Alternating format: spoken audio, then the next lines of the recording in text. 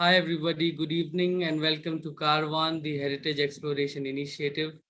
My name is Ishan Sharma and I'm the founder of Caravan. And you have been watching our lectures for the last 2+ years, where we are trying to get uh, eminent scholars of Indian history to interact with our audience, with us, and we try to learn the authentic, quote unquote, authentic history in a time when a different narrative of history is being passed upon us as valid history. And it's important to have a conversation with scholars who dedicate their lives towards the research of history and towards the discipline of history. So, in this series, I am very excited, very nervous, and super happy to introduce today's speaker, who is going to talk about a relativist view of the Indian nation. And it is my great honor to moderate this session for him, with him on the same panel, on the same platform. I'm very happy to introduce our speaker for the day, Professor Partha Chatterjee. Partha Chatterjee is a political theorist, political anthropologist, and historian. He graduated from Presidency College, Calcutta, and received his PhD from the University of Rochester. Since 1997, he has divided his time between Columbia University and the Center for Studies in Social Sciences, Calcutta, where he was the director from 1997 to 2007. He is the author of more than 30 books and edited volumes in English and Bangla. He was a founding member of the very famous and influential Subaltern Studies Collective. His books include The Black Hole of Empire, that came out in 2012, Lineages of Political Society 2011, Politics of the Governed 2004, A Princely Impostor, The Strange and Universal History of the Kumar of Bhaval 2002, The Nation and Its Fragments 1993, and Nationalist Thought and the Colonial World 1986. Professor Chatterjee delivered the Ruth Benedict lectures in April 2018, which was published in an expanded version as I Am the People, Reflections on Popular Sovereignty Today, that came out in 2019. His most recent book is an edition of a found manuscript entitled The Truths and Lies of Rationalism, as narrated by Charvak, that came out last year. He is also a playwright whose play Chokher Bali, Sand in My Eyes, was staged at Barnard College in 2016. A volume of 7 of his Bengali plays was published in 2021. I'm very excited to welcome Professor Partha Chatterjee. So if you can turn on the camera and Hello, and thank you very much for inviting me. I'm extremely happy to be able to join this series of lectures in which I understand many distinguished historians have participated earlier. This is an extremely commendable effort that you've put in. I'm told some 200 lectures have been organized in the last 2 or 3 years, which is a huge amount of work. So my sincere congratulations to all of you for doing this. As Ishan just announced, what I will talk about today is a relativist view of the Indian nation. Indian nationalism is the subject on which I have written about for many years now. From, in fact, the book Ishan just mentioned, Nationalist Thought and the Colonial World, which was published in 1986. So it's been a long time. And I've written over these years on that subject. This is something that I would like to propose to you, a particular, a somewhat different way of looking at the Indian nation today and its history. And I'll begin with talking about the federal structure of India, Indian federalism, and the significance of that federal structure. What does it mean? Now, Broadly speaking, there are two kinds of writing on Indian federalism. One is legal constitution, dealing with the federal distribution of powers going back to the Government of India Act of 1935, center state political relations, including the role of the governor and Article 365 of the Indian Constitution. Then inequalities between advanced and backward states, the impact of planning priorities on the economies of different states, financial allocations by the Finance Commission, alleged discrimination in central policy towards the states, and similar topics. The other genre of writing concerns the socio-cultural foundations of federalism. And this includes debates over whether India is a single nation or a federation of nationalities. And if single, then is there a distinct cultural identity of each federal unit? Language becomes a crucial question here, especially the democratic significance of the Congress decision in 1919 to organize its provincial committees according to linguistic regions and the linguistic reorganization of states after 1956. Okay, let me put on my PowerPoint there.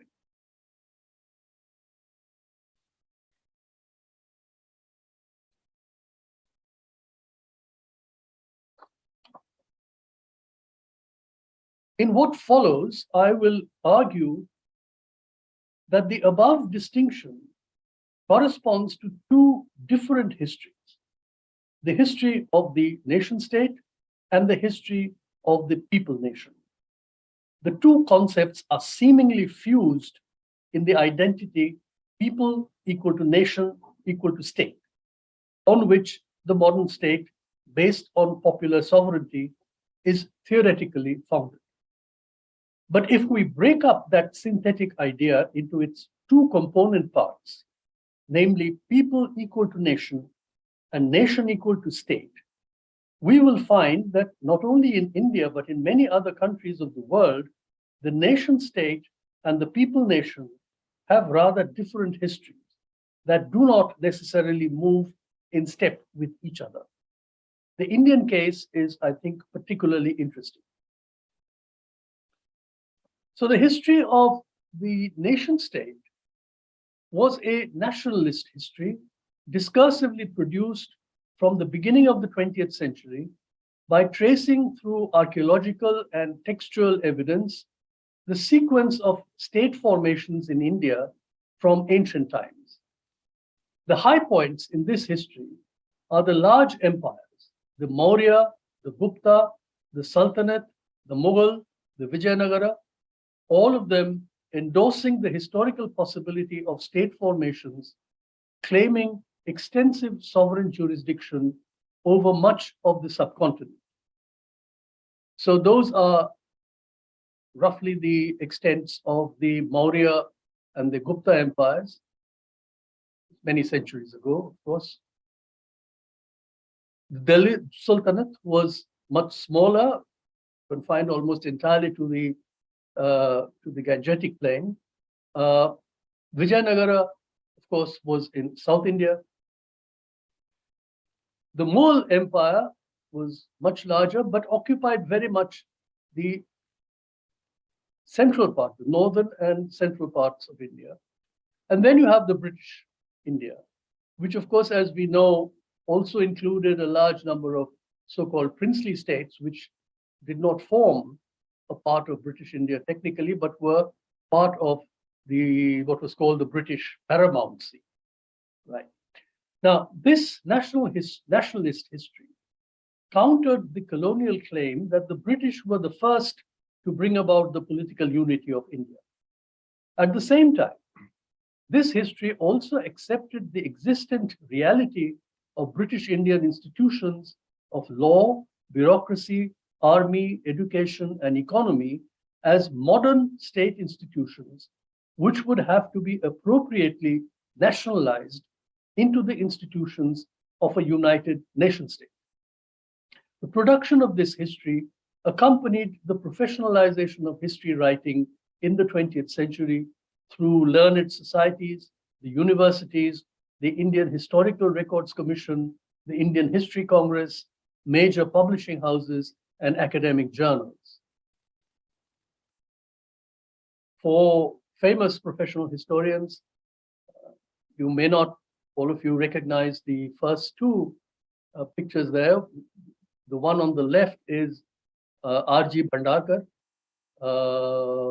And then we have Jadunath Sarkar, historian of Mughal India, Professor Irfan Habib, of course, and Professor Romila Thapar, all famous historians of the more recent times. This history was and continues to be mainly produced in the English language and claims to be the authoritative version of historical truth. That's the history of the nation state. The history of the people nation, on the other hand, is a much more fragmented, disparate, and contentious field of history writing carried out in print from the late 19th century, mainly in the regional languages. These histories are about caste, sectarian and religious identities, local and regional histories of political conflict and domination, social reform, linguistic identity, etc. We may call this an old social history, quite different from academic social history, in which the achievements, tragedies, and aspirations of particular groups or communities are narrated. Academic historians writing in English tend to dismiss these histories as insufficiently rigorous in their methods and unacceptably ideological in their motivations. The allegation is that there is no systematic attempt in these histories to separate historical facts from myths, legends, folk memory, and fabulous imagination. But as politics acquired a more democratic mass base from the 1920s, this regional stream of history writing acquired new political significance. The regional languages became the principal medium of mass political communication, the political process by which something called the people was mobilized as a political subject in different parts of India also energized the production of these vernacular histories.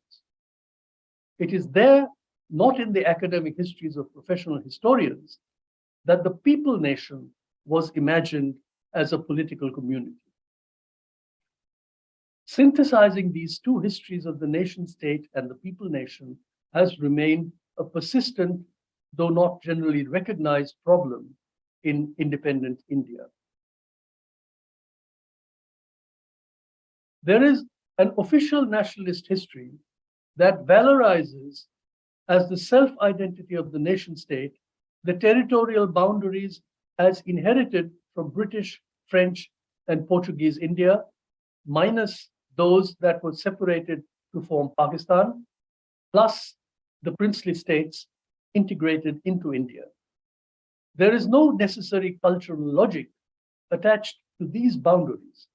They are the results of the accidental history of colonial conquests and political negotiation. On the side of the people nation, there are two major approaches to the production of a long history of the Indian people. Both rely on a civilizational view, insisting that within the broad geographical mass of India, there has evolved over centuries, beginning from Harappan and Vedic times, a cultural formation that has an integral and unique character. The difference between the two approaches is that whereas one accepts the historicity of large-scale migrations into India from other places and argues that by including within it the peoples and cultures of all who have come and settled on this land, India has produced a composite culture that enshrines unity in diversity. The other approach insists that the Harappan and Vedic peoples were one and the same. They were Hindus who were subjugated and oppressed by invading Muslims for 7 centuries and who reasserted their nationality by winning independence from British rule. The first approach, often characterized as the pluralist idea of India, is now typically attributed to Nehru and Tagore, while the second, now commonly called the Hindutva view, is drawn from V.D. Savarkar and M.S. Golwalkar. The difference between the two approaches was not visible in the late 19th or early 20th century, but has become prominent after independence and the partition of India. One reason for this is the difficulty of reconciling the territorial boundaries of the Indian state with the cultural history of the people. Both approaches face this difficulty and offer different solutions. The chief difficulty, I will argue, is posed by the real political significance of mass cultural formations of linguistic communities in the different regions of India.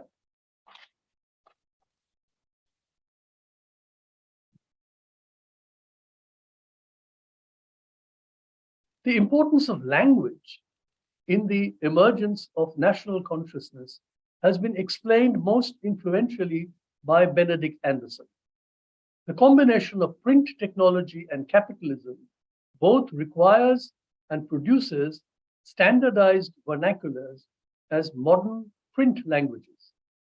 Ernest Gellner has shown how, through the establishment of universal literacy and secondary education, modern industrial states destroy the earlier hierarchical structure of an elite high culture and many local folk cultures and create a standard vernacular high culture accessible to all.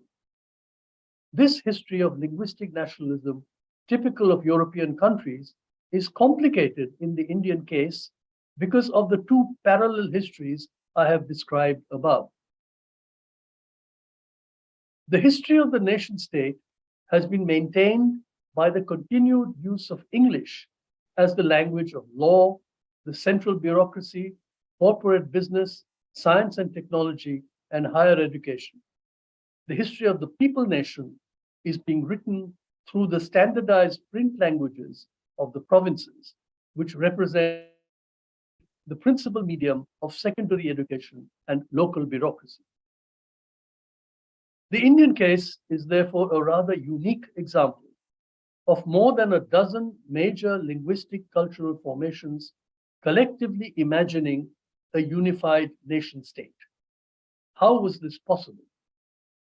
Nationalist histories generally answer this question by denying that the linguistic formations are national at all. They insist that the long history of Indian civilization produced a national consciousness. The vernaculars merely translated this unified national consciousness into regional versions. But that is not how the histories of the people nation, as distinct from the history of the nation state, were produced. This becomes clear if we keep the intrinsic connection between the emergence of modern print languages and the formation of a popular consciousness of nationality in mind.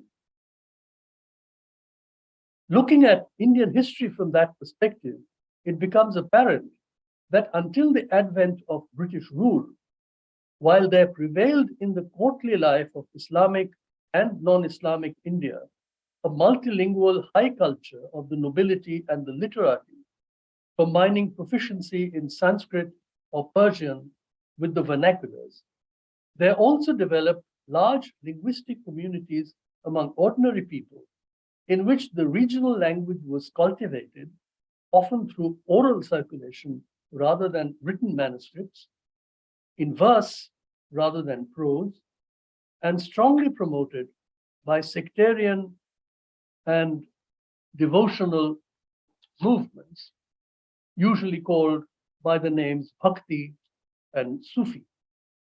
Further, this was also the period that distinct regional caste structures took shape. The civilizational view, based on Sanskrit Dharmashastra texts, had produced a singular idea of the Indian caste system based on the primacy of the Varna order. European Orientalists contributed greatly to this idea of a unique and singular hierarchical social order of caste all over India. This idea, based on the overwhelming importance given to Sanskrit Dharmashastra texts, was influential even among Indian nationalist scholars such as P.V. Kane, G.S. Ghurye, or Iravati Karve.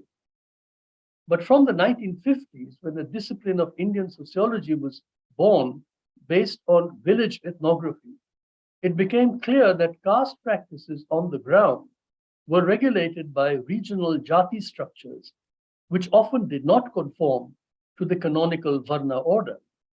Moreover, the boundaries of jatis and their hierarchical relation with other jatis were changeable according to regional political forces, as well as the impact of devotional and sectarian movements. This is the situation when, with the rise of print technology in the 19th century, a different historical dynamic of linguistic nationalism was introduced. This phenomenon has been well studied by historians of India in the last 2 decades, largely inspired by the analytical framework introduced by Anderson.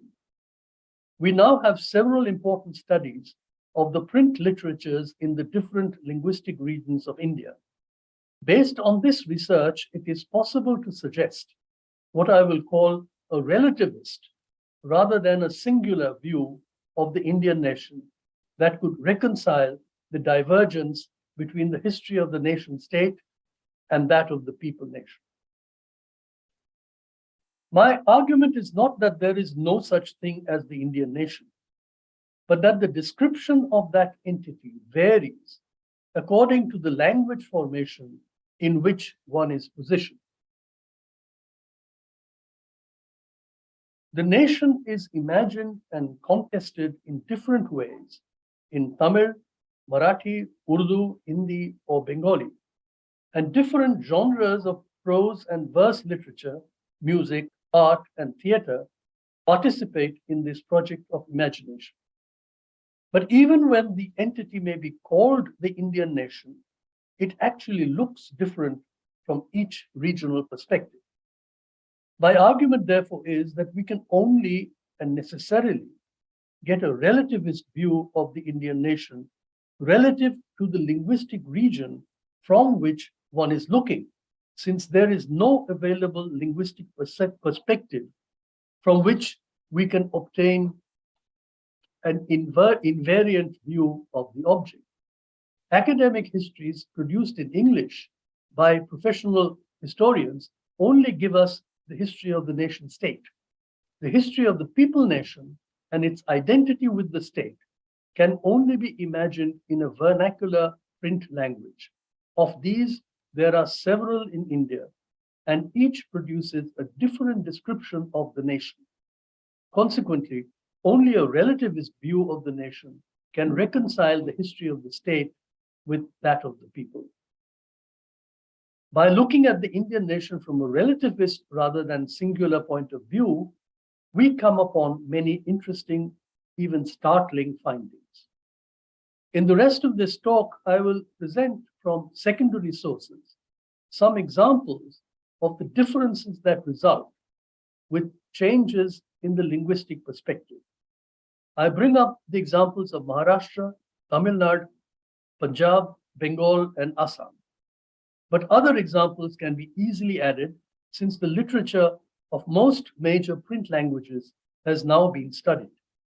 What I can present in the space of this talk is only an outline of each distinct linguistic perspective. They can be elaborated upon and refined by paying greater attention to the details.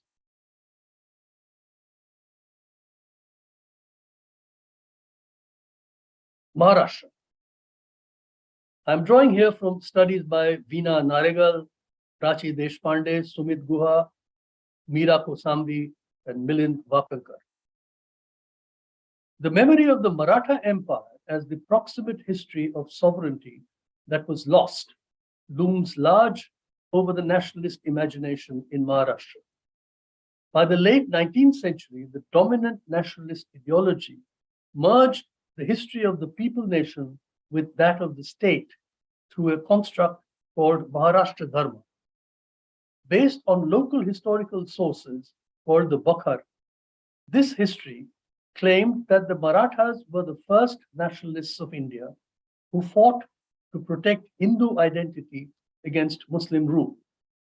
Maharashtra Dharma, as an ideology of righteous rule, was different from the ideology of the Mughals because it was Hindu.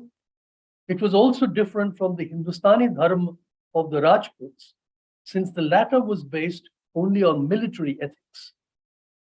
According to V.K. Rajwade, Maharashtra Dharma was greater than Hinduism elsewhere in India, since Maharashtra Dharma is equal to Hinduism in other parts of India, plus establishment of righteous rule, plus protection of cows and Brahmins, plus freedom, unity, and leadership. But the formation of Maharashtra Dharma was internally divided. V.S. Chiplumkar and Rajwade clearly saw it as led and guided by Brahmins. Non-Brahmin intellectuals, such as Jyotirao Phule, while affirming Maharashtra Dharma, rejected Brahmin superiority. Further, in Marathi literature, theatre, and cinema, the nation was represented as male, with Shivaji as the iconic warrior hero ruler. Contrast this with Bengal, for instance, where Bankim Chandra's depiction in his novel Anandamata of the nation as the once resplendent but now violated mother became iconic in literature, theatre, and art as Bharat Mata, even though Bankim had originally imagined the mother nation as Bengal, not India. The feminine image of the nation as mother was widely adopted in northern India, and Hindi literature, as well as popular posters and prints, had a major role to play in that project of imagination. In Maharashtra, on the other hand, the founding ideologue of Hindutva, V.D. Savarkar, described the nation as Pitrabhu, fatherland. Tamil Nadu. Now, I'm drawing here on the work of Sumati Ramaswamy, MSS Pandian, Bernard Bate, D. Geeta, S.V. Rajadurai, and several others. The attempt to reconcile the history of the people with the history of the state takes a very different path in Tamil Nadu. The centrality of language in the imagination of nationhood was sharply posed in the Tamil region, where the Tamil language itself was defined, deified in the iconic maternal image of Tamil Thai, and the golden age of classical Tamil was identified as the Buddhist period from the 4th century BCE to the 1st century CE, Common Era. Tamil thus acquired the status of classical but living language that rivaled Sanskrit. When the first generation of Brahmin nationalists identified the Indian nation with Aryan Hinduism, they were challenged by the non-Brahmin movement in the mid-20th century. Maraimalai Adigal, for example, imagined a non-Brahmin Tamil nation that was a Shaivite Vellala idealization. As a result of the non-Brahmin movement, the public register of the Tamil language in the theatre, cinema, and political oratory was classicized by replacing Sanskrit with pure Tamil words. This was the reverse of what happened with most North Indian languages, which produced a modern vocabulary for public use by adopting or coining neologisms out of Sanskrit words. Finally, the historical imagination of the state was stoked in Tamil Nadu by memories of the glory of the Pallava, Chola, and Pandyan kingdoms, rivals to the empires of the north. The development of a national consciousness through the Tamil language is closely tied up with the ethnicized, even racialized conflict between Dravidianism and Aryanism. The Dravidian movement launched by the Justice Party, which was anti-Congress and pro-British, did not deny the Indian nation, but insisted that there was no normative Indian who was unmarked by ethnicity, language, and caste. Consequently, the Indian nation was unequally constituted among its constituent parts. In particular, E.V. Ramaswamy, now widely known as Periyar, sustained this critique of mainstream Indian nationalism by pointing to a series of real and imagined overlaps between the Aryan race, the Hindu religion, the Brahmin caste, the Sanskrit language, the valorization of non-laboring occupations, and the patriarchal subordination of women.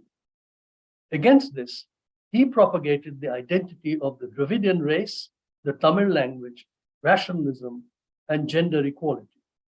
This reached a critical point in the anti-Hindi agitation of 1937-40 against the language policy of C. Rajagopalachari's Congress ministry, when EVR said Tamil Nadu will be made a subject country of the Aryans. After independence, the Dravida movement demanded the separation of the Tamil region from India.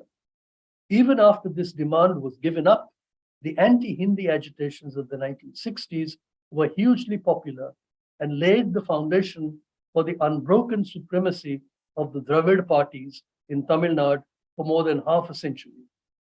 The imagination of the Indian nation in the Tamil language is thus quite distinctive. Punjab. I am relying here on the work of Pareena Mir, Anshu Malhotra, and others. To take another example, this time from the north of the country, the official language of bureaucracy and education in Punjab in the colonial period was Urdu. As a result, the modern high literary culture of the province was built through the medium of Urdu. But the regional and cultural identity signified by Urdu was much larger than Punjab. When the Arya Samaj tried to build a reformed Hindu identity in Punjab, it preferred to use Hindi as its chosen language, since Hindi too occupied an equally large cultural space. Ironically, therefore, Punjabi, which was the ordinary spoken language of most Punjabis, did not acquire the full dimensions of a modern print vernacular before the partition of the province in 1947. Instead of the novel or romantic poetry or drama or newspaper editorials, Punjabi lived on in the older popular narrative forms of the Jhagada and Kissa, the medieval ballads of Heer Ranjha and Soni Mahiwal, continued to be sung and performed in their unreconstructed shapes.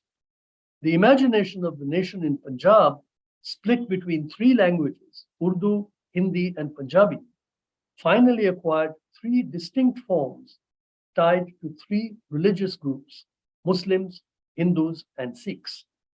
These divisions were resolved politically, not merely by the bloody partition of Punjab between India and Pakistan, but also by the later separation of Haryana from Punjab. Bengal.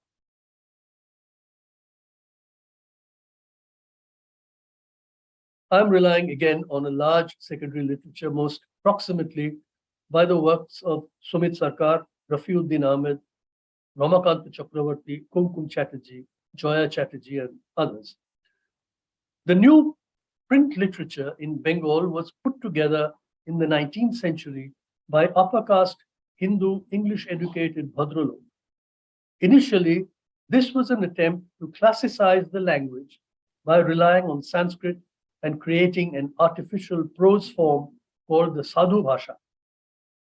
The political history of Bengal, marked by a series of Muslim ruling dynasties, was not affirmed except for the rare occasion during the Swadeshi period, when the last ruler, Nawab Sirajuddaulah, who was defeated by the English East India Company's troops in the Battle of Polashi in 1757, was depicted as a tragic hero. Instead, Hindu Bengali writers turned to the history of Rajasthan, circulated mainly through James Todd's annals, to imagine a valorous political past of the nation.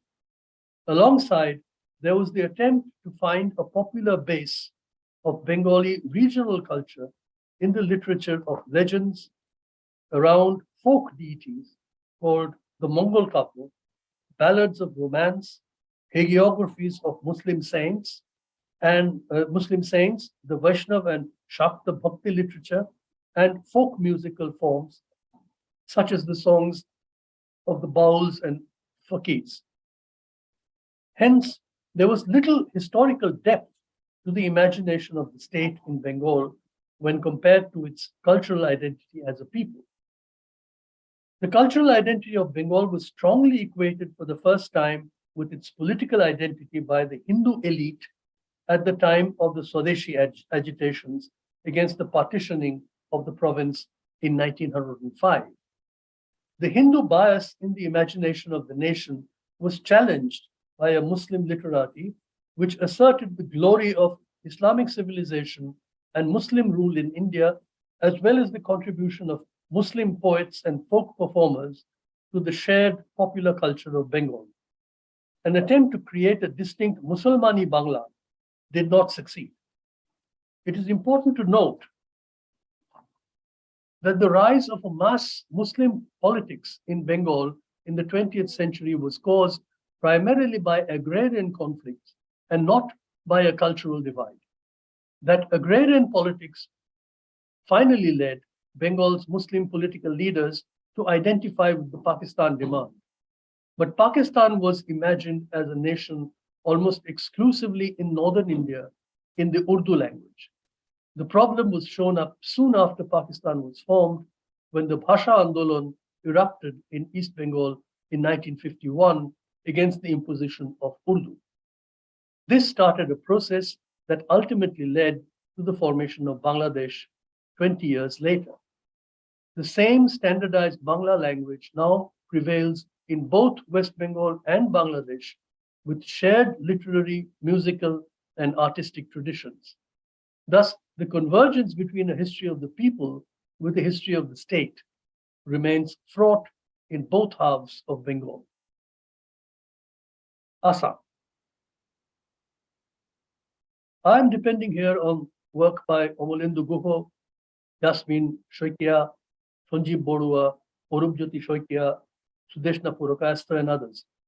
There are two alternative classical traditions that have been invoked by intellectuals in Assam. One, associated mainly with the historian Konoklal Borua, is the tradition of Kamrup as recorded in the Mahabharata and the Puranas. The other, launched by Surya Kumar Bhuiya and based on the Burunji collections, a Thai Ahom tradition of chronicle writing that began in the 13th century, celebrates the distinct tradition of the kingdom of the Ahom rulers, who came from Yunnan and Upper Burma.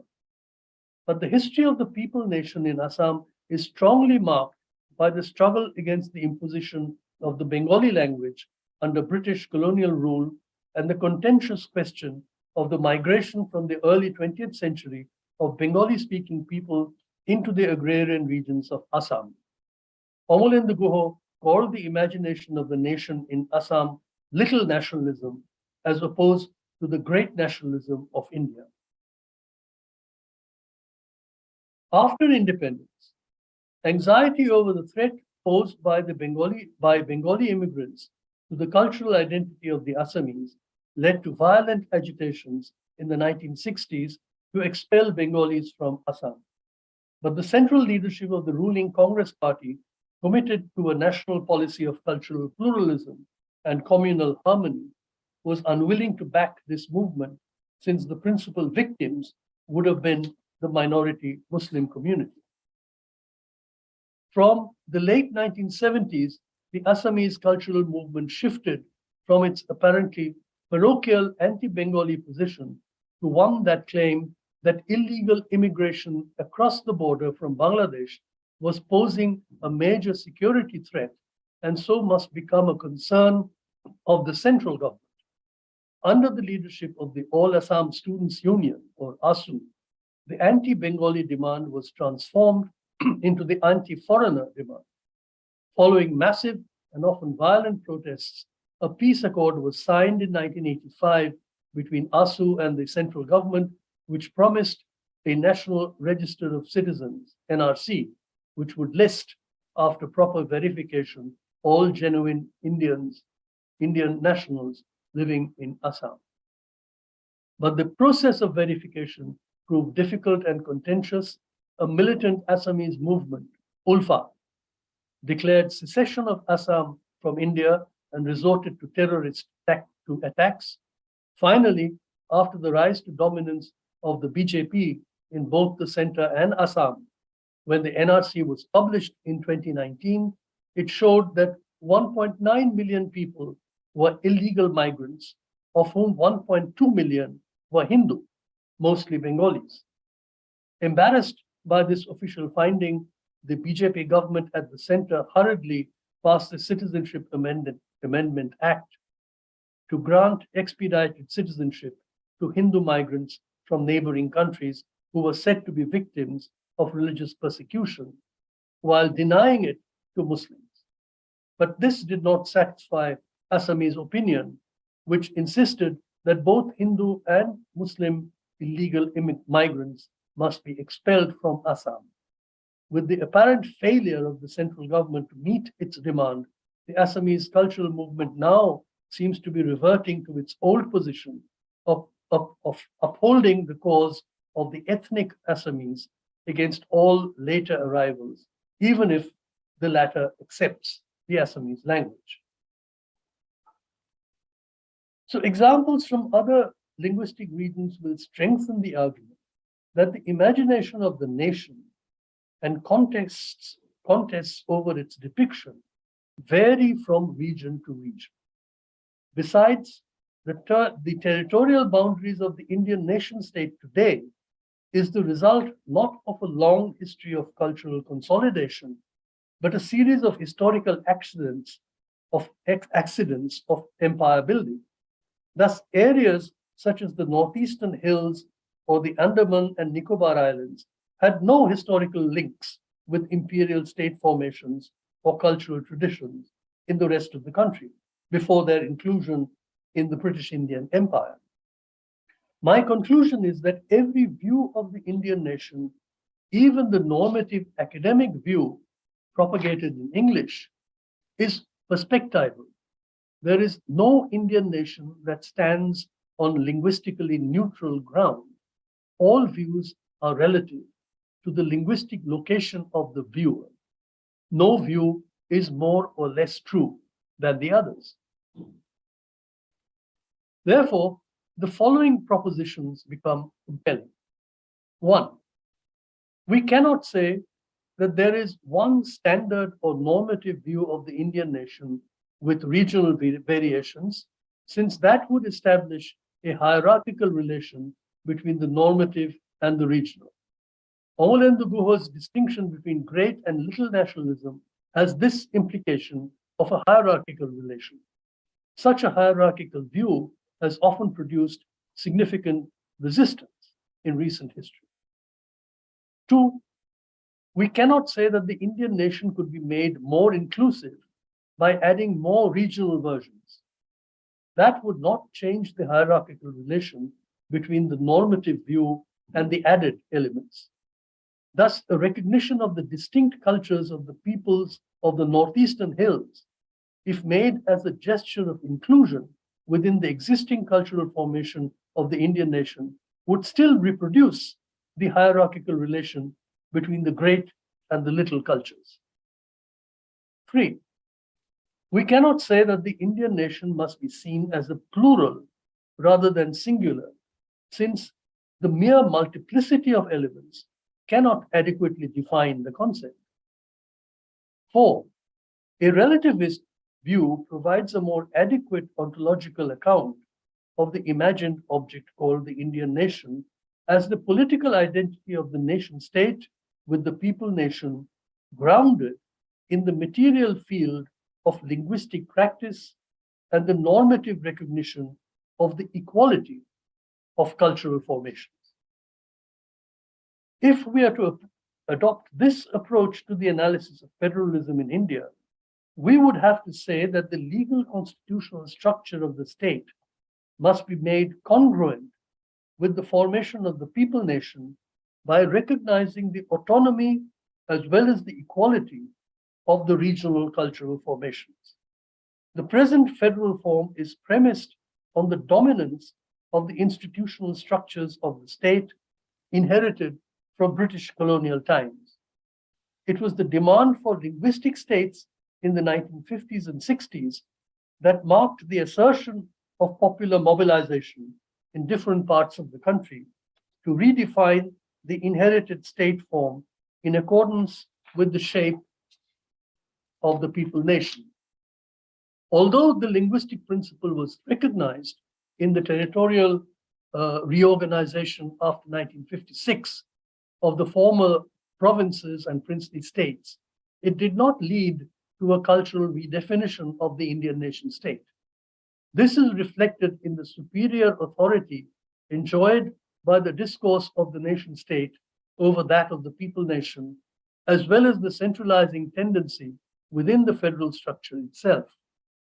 The relativist approach would require a negotiation of federal relations based on the prior recognition of the equal political legitimacy of each regional formation of the people nation. That must be the ground from which legal constitutional questions, such as administrative and financial relations between the center and the states, between large and small states, between developed and backward states, or the special status of particular states, etc., must be approached.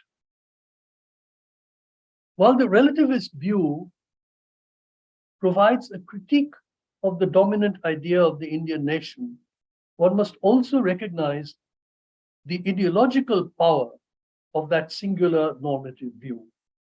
As mentioned before, there are two contending normative views of the nation struggling for hegemony at this time, the pluralist view and the Hindutva view, both of which insist that the nation is singular. The pluralist view prioritizes the values of the modern liberal constitutional state, is expressed principally in the English language, and seems to be largely confined to an English-speaking urban elite located in corporate business houses, the central organs of the bureaucracy, and the higher rungs of the urban professions. The Hindutva view feeds on histories that identify the people with the state in the nationalist imagination propagated through the print literatures of northern and western India. Socially, this view is influential within an alliance of Brahmin, Kshatriya, and Banya castes tied hierarchically to landowning peasant castes through sectarian and devotional communities. In its present phase, the Hindutva view identifies the state with a Hindu nation, superseding divisions of region, language, and caste. Both the pluralist and the Hindutva views share the premise that the unity and stability of the existing nation state formation must be given priority over regional claims to autonomy and equality. It is here that the unique position of Hindi comes to the fore as the language through which the history of the state is sought to be identified with the history of the people. In this respect, the place of Hindi is not equal to that of the other Indian languages. There is, of course, the official promotion of Hindi through various governmental agencies, but far more influential has been the role of the Bombay cinema, television, news and entertainment, and commercial advertising. There are indications that the influence of mediatized Hindi has penetrated and even subordinated the autonomy of regional linguistic formations such as Gujarati, Marathi, Bengali, and Odia. The impact of the Hindi media on the recent construction of an imagined people nation needs to be carefully studied in order to understand the future of federalism and the Indian nation. Since most of these issues are played out and settled in the field of electoral politics, political parties play the mediating role between the state and the people nation. Both major national parties, the BJP and the Congress, are currently highly centralized in their leadership and organizational structure. The ruling BJP is trying its best to align the federal electoral system to a more centralized format, or by by turning not only parliamentary but even state elections into a federal presidential election, or by insisting that elections to parliament and the state assemblies be held at the same time. Its strategy is to turn its popularity in the northern and western states into a permanent electoral majority at the center in order to facilitate the imposition of its hegemonic vision of the Indian state, coinciding perfectly with the Hindu nation. This objective has been clearly revealed in the exclusion of Muslims from its list of candidates in recent elections in UP and Bihar, the abolition of the special status of Jammu and Kashmir under Article 370, the bifurcation and demotion of that state to the status of union territories under direct central rule, the new Citizenship Amendment Act that pointedly excludes Muslim migrants, the state-sponsored consecration of a new Ram temple at Ayodhya, and a host of other actions. The main obstacle to this strategy of instituting a Hindu nation state is the persistence of local demands, regional grievances, caste conflicts, sectarian claims, and all of those other variegated elements that go into the making of the people nation. They have produced over the years distinct party systems in several of the states. These contrary elements will continue to disrupt the hegemonic electoral strategy of the ruling party. But while oppositional forces frequently make their presence felt in the form of mass political agitations, such as by farmers or by movements of cultural assertion, as in Assam and the Northeast, or even in the electoral defeat of the BJP in several states, there is no coherent consolidation of these oppositional forces to challenge the hegemonic aspirations of the Hindutva project.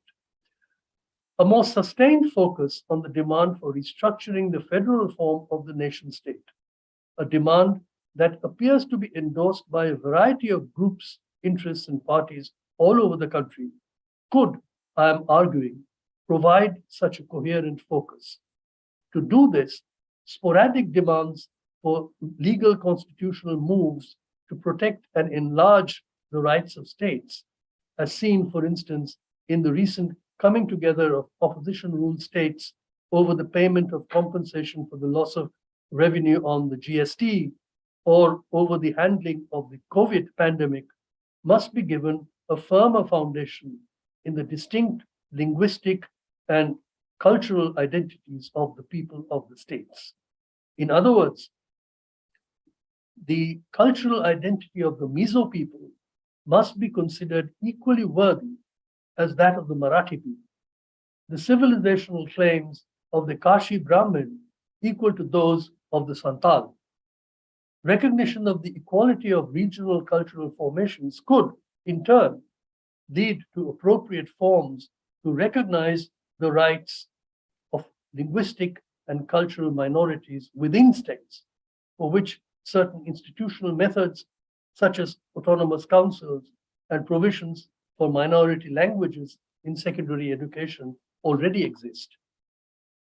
The proposal then is to imagine a different relation between the nation state and the people nation, one which is neither committed to a unitary vision of the Hindu Rashtra, nor a pluralist conception of civilizational unity with many subsidiary branches. It emphasizes the willing participation of several distinct cultural formations among the people as equal constituents of the Indian nation state. It does not advocate a radical constitutional restructuring, but rather a sustained working out of more appropriate and just federal practices of the kind that indeed was accomplished in the 1950s and 60s by the popular mobilizations for linguistic states. In other words, the historical precedent for what I am proposing already exists. Thank you very much. Thank you very much, sir. I'll just change this to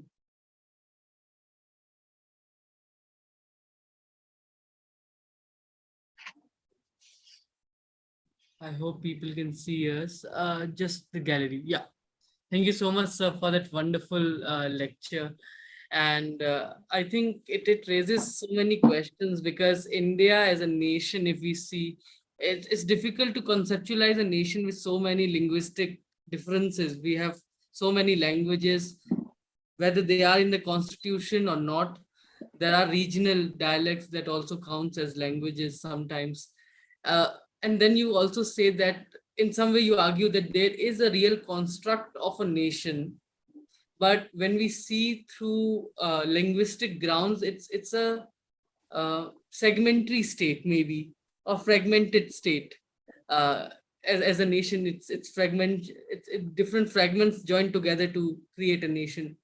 Then you also say in the concluding remarks that these mere multiplicity of elements in linguistics might not make it, the definition of nation as plural. It remains singular. So, and that's quite confusing for me, and I think for many students. But if you could clarify in some words the definition of nation with these complexities in mind. Yeah. You see, here the difference is this. We are all used to thinking that somehow an idea of a singular India, which may be bound either by the idea of some kind of, which is the Hindutva form, some kind of Hindu nationhood going way back in history, to Vedic times or even earlier. So that is one way of thinking about of the unity of India, already given historically. Or there is the pluralist idea, right? But that pluralist idea also thinks of that unity as already given in history, right? It is given civilization. So there is a whole civilizational argument which says that there is a whole civilizational unity of India where people have come in from other places all throughout history, but they have somehow all been absorbed. This is the great Tagore kind of imagery that he often gives. And that imagery has been used so many times. It's an old sort of Sanskrit image of many streams flowing into the river and then into the sea. So that kind of imagery, which is the unity in diversity kind of idea, right?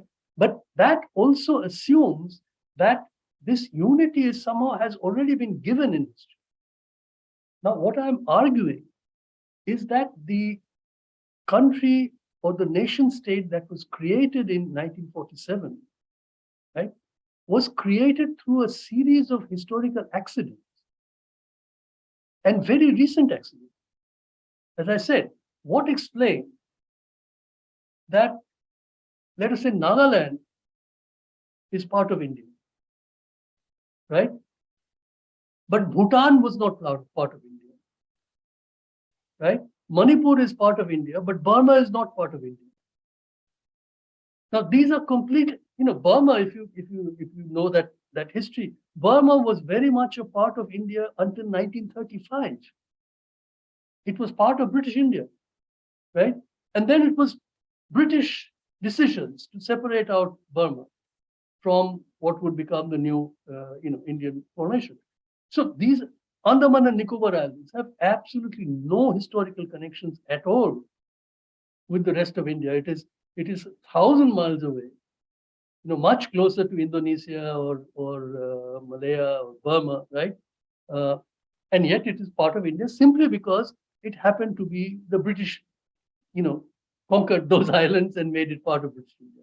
So it has been inherited. But now, today, what is the bond between all these people who have come together within something that we call the Indian nation state, right? And the bond must be the constitutional unity which declares that every Indian citizen is equal. That is the sovereignty of the people, right? There are no dynasties. There is no earlier history that is recognized there, right? People have agreed to come together. Now, what I'm insisting is what should be the recognition that India, the nation state, right, is the result of all of these different constituent peoples. So, which includes people from UP and Maharashtra and Andhra, as well as people from Manipur and Mizoram and Goa and the Nicobar Islands. All of these people have agreed to come together as equals within the nation state. Now, what gives it this recognition? You see, this you cannot simply say that there was a civilizational unity and people are being included, because that is precisely what will create this hierarchical relationship. You see, because if you think carefully, what that assumption or that idea will inevitably lead to the conclusion that the people, let us say, of UP are somehow naturally the original Indians. And the people of Nagaland have somehow to be included.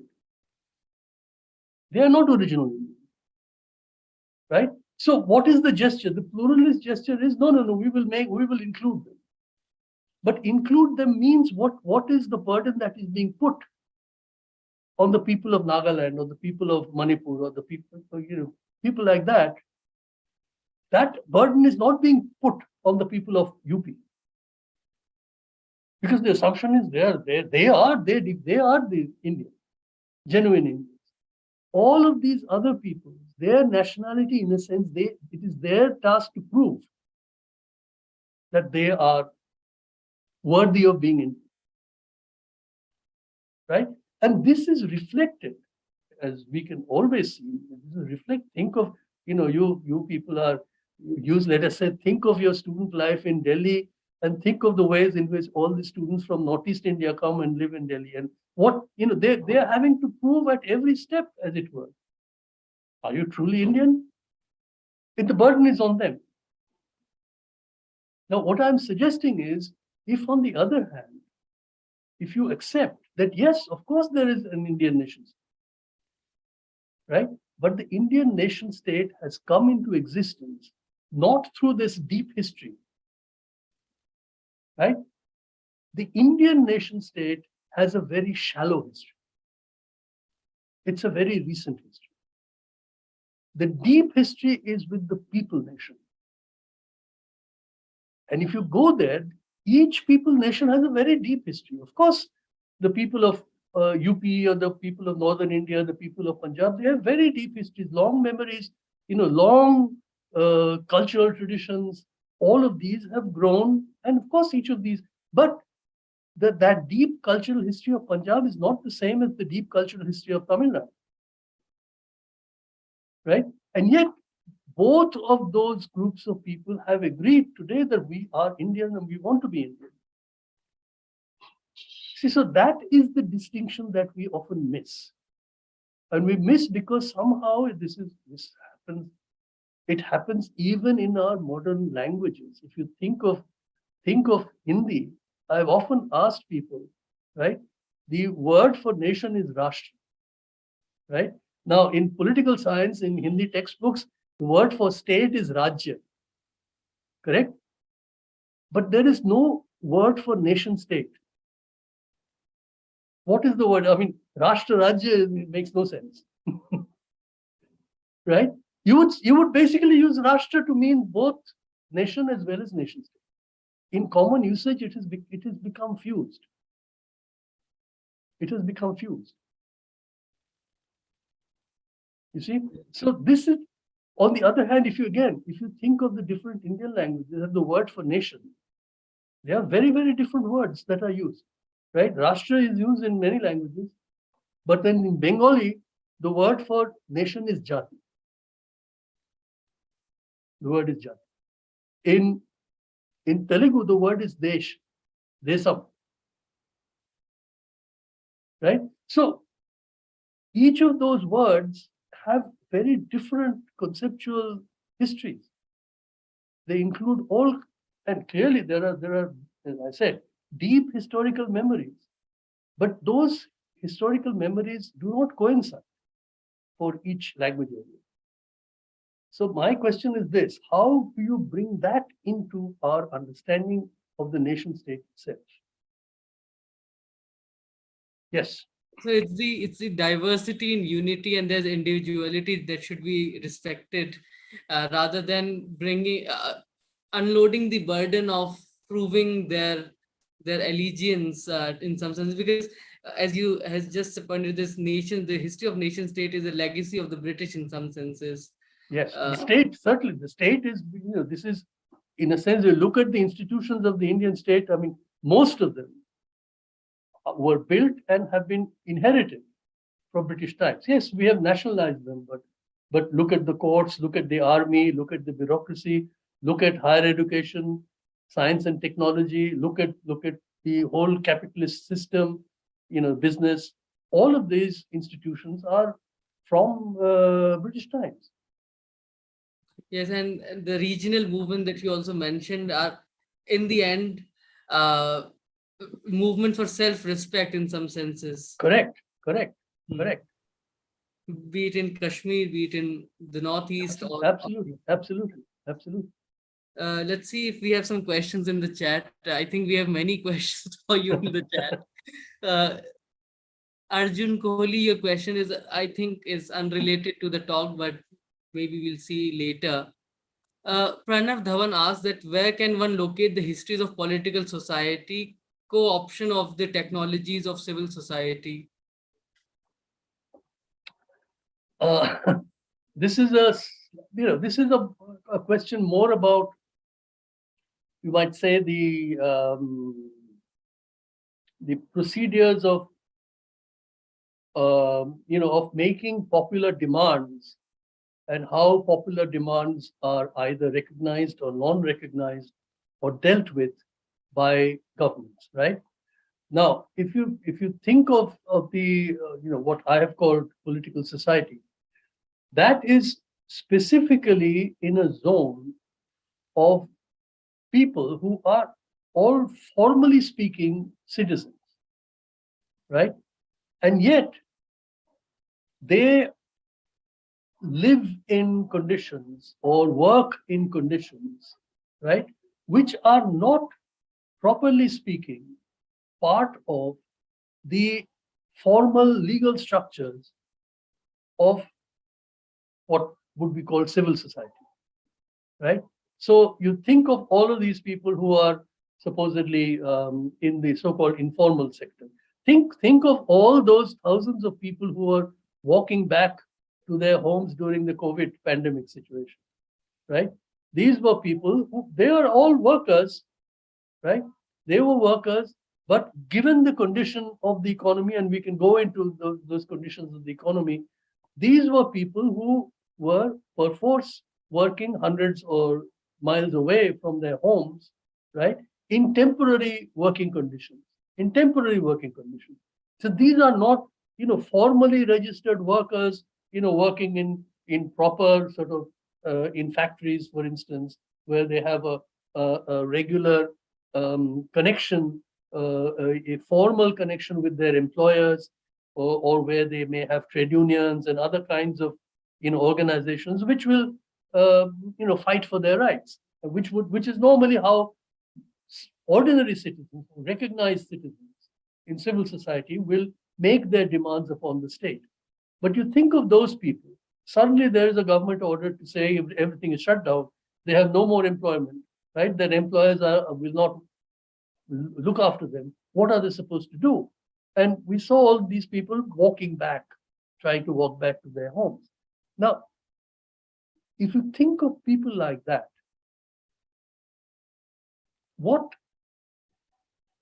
you see, the interesting question is, they all decided that rather than staying in a different part of the country away from their homes, right? It would be much better for them to go back to their homes, even though they know they have no work in their homes either. They had left their homes because there was not enough income there, right? Now, why is it that in a crisis like that, they feel that they have a home and a society back in their village rather than in the city where they may have been working for several years now, but they have no recognized place there? Now, that is the condition of political society. And in political society, they will, as you know, I've often described, they will find all sorts of ways by which they will make their presence felt. You know, sometimes in this case, there was almost no possibilities of any kind of resistance at all. But in other conditions, you know, they may have, you know, they would get together and maybe approach the local politicians or, you know, the local political parties or the local officials. Sometimes they may even, you know, set up, you know, block the railway lines or something like that, you know, demonstrations, so as to draw attention of the state, the government, to their condition. In other words, what they will have to do in political society is actually to go out of the routine procedure by which citizens are supposed to deal with government, because they do not fall under that particular procedure. They fall outside. And so they have no routine way of doing this, right? So they have to invent these kinds of ways. Now, does this connect with this question of the people nation? And my argument would be yes. You know, had these people been within their own linguistic regions, within their own states, they would probably have found other means of making their case with the government, right? Because they were in some other state, right? In a sense, conditions which were not their natural home, as it were, correct? Linguistically, particularly linguistically, they would have been different. And so, in a crisis situation like that, they feel as it were, they feel literally homeless in a situation like that. The next question is, where do you see the literature of Subramania Bharati and his concept of nation? Yes, that, you know, that would go into the details of the history of the Tamil language and so on. It's largely, as you must be aware, there is a whole debate within Tamil between this early nationalist Tamil literature, which was later very much criticized because it was seen to be a very Brahmin kind of bias in that literature. Because in that, Subramania Bharati, for instance, in late 19th century, early 20th century, he was very much in the Congress. He participated in several Congress sessions and so on. And he was the one, in a sense, who was projecting the idea of precisely a kind of singular India in the Tamil language, right? But then by the time you come to the 1920s and the Dravidian movement coming up, this was very strongly challenged. And within the Tamil formation itself, to say that no, we Tamils have nothing to do with these Aryans from the north. And this became connected with the equating Brahmin domination with a kind of North Indian, Aryan domination and the rejection of that, which formed a very strong basis of Dravidian politics, which is still very, very powerful in Tamil Nadu today. And so this is reflected in the way in which the modern Tamil language has developed through the 20th century, precisely by trying to recover a pure Tamil without the influence of Sanskrit. The next question I think is very interesting, and it's by Kanha Prasad. Question is: have there been any attempts to uncouple Hindu Dharma from the people, nation, and nation state? Were there any anti-nationalist efforts to think of Hindu Dharma or history? Uh, Look, in some ways, many of these regional formations and regional language formations, the new cultural formations, had a great deal to do with religion in different parts, right? Maharashtra, for instance. Maharashtra, the whole, what's known as the Varkari, the Pandharpur pilgrimage center, and the whole sectarian movement which builds around it.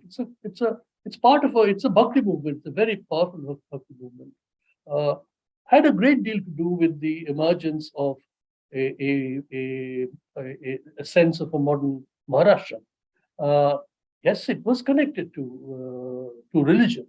So you would say it was connected to a Hindu religion, right? Which produced a kind of a mass cultural base for the circulation of literary forms, usually in verse poetry, through which these that literary formation, that language community develops into what we now understand as modern Maharashtra, modern Marathi. You will find the same in Hindi, for instance. You think of the entire bhakti literature in Hindi, right? You think of something like, Tulsidas, that kind of literature, that kind of, that circulates all over North India and in a sense unifies an entire cultural community, right? Everybody understands, everybody knows those verses, correct? And that no, and that is religion. That is very much a part of the devotional religion.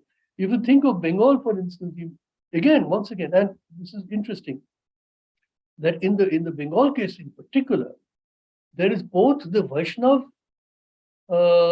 formation with Chaitanya and the Chaitanya sectarian movements, and there is Islamic, Sufi particularly, folk poetry, which develops at the same time, sharing very much the same language. It's very, very interesting the way in which, for instance, the biographies of the Prophet Muhammad got written in Bangla, but the language is completely borrowed from the biographies of Krishna. Same kind of phrases, words, sometimes even the same imageries, sometimes even the same events are adopted and introduced, inserted into the life of Muhammad, right? Because the language is a shared language, and every language, the common language, they have a common set of terms. So you think of words, or even think of Punjabi and the Sikh tradition. So words like Niranjan. Now, Niranjan is a word which is Niranjan, meaning a God who has no attributes, no. Now that Niranjan term gets used, adopted to describe in the Islamic tradition in many of these languages, because that word Niranjan is a God who has no attributes, right? It's an abstract God, unlike the gods who are worshipped in image form.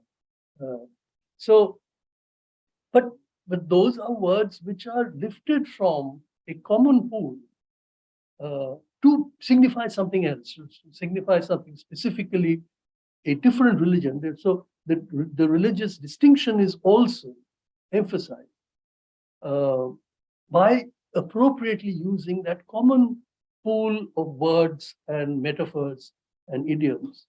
Okay, so yes, all of that, this is not Hindutva necessarily. Hindutva is a very specific construction that is being put.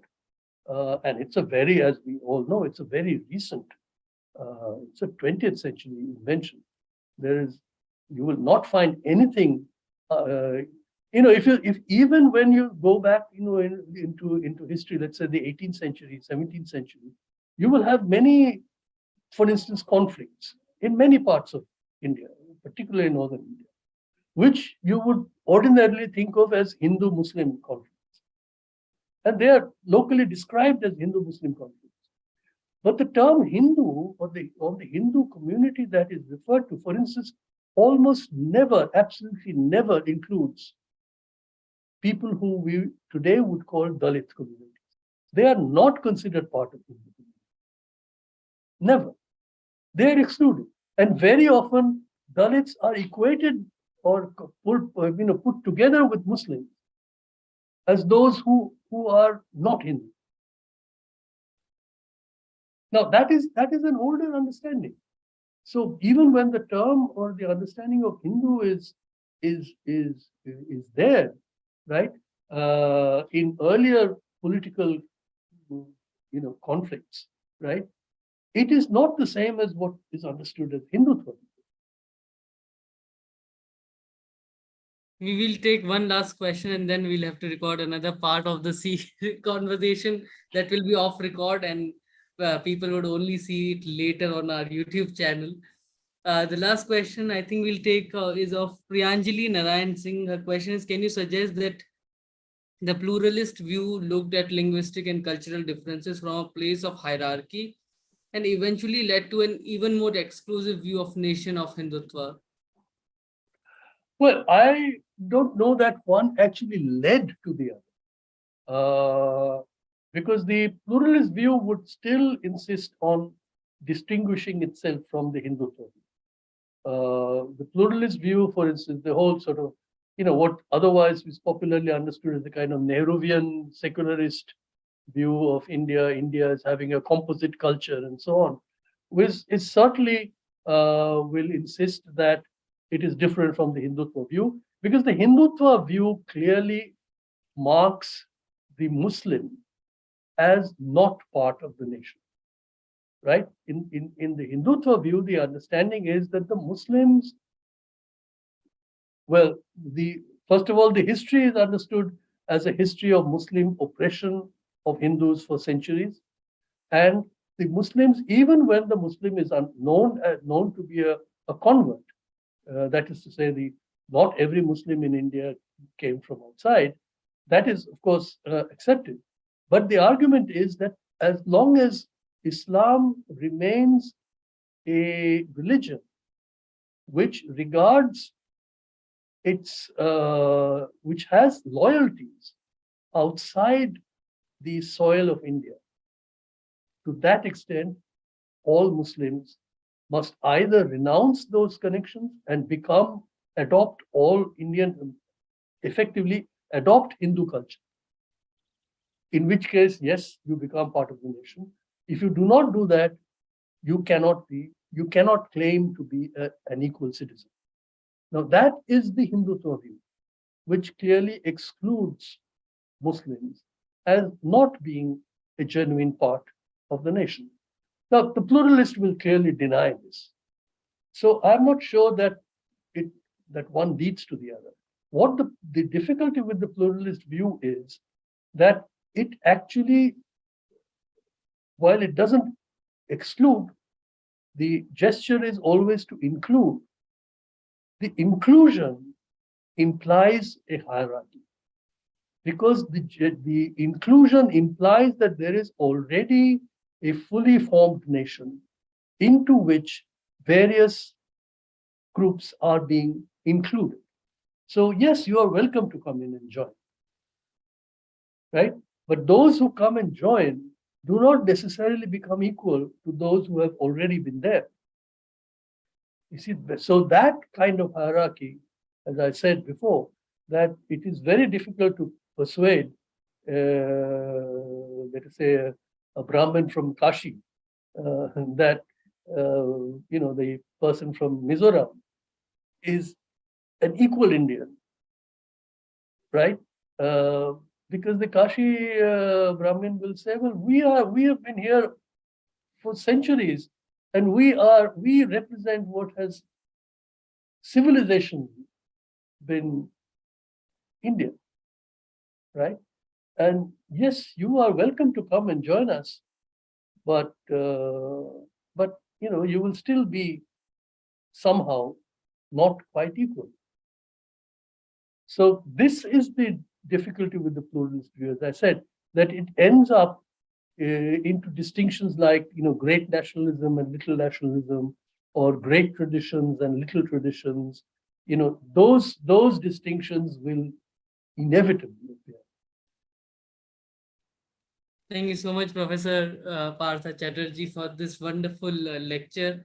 And I think this is going to benefit a lot of people, whether they are students or not, whether they are in their 50s, 60s, or whichever age group who are listening to us right now from any geographical location right now. But the understanding of nation state and people nation, I think, is very important to distinguish between the two and see the convergence of two coming together to form a nation is again an important aspect that was argued. And I think this will lead to a more holistic approach to our understanding of a nation and how different people equally participate in the making of a nation. Thank you so much, everybody, for joining in. We'll be back with another lecture on 24th August 2022 at 5 p.m. IST by Professor Venugopal Madhipati. It's about Deccan geology and Gandhi Vardha, Gandhi and architecture. So we look forward to hosting all of you on 24th August 2022. Thank you so much, everybody. Have a great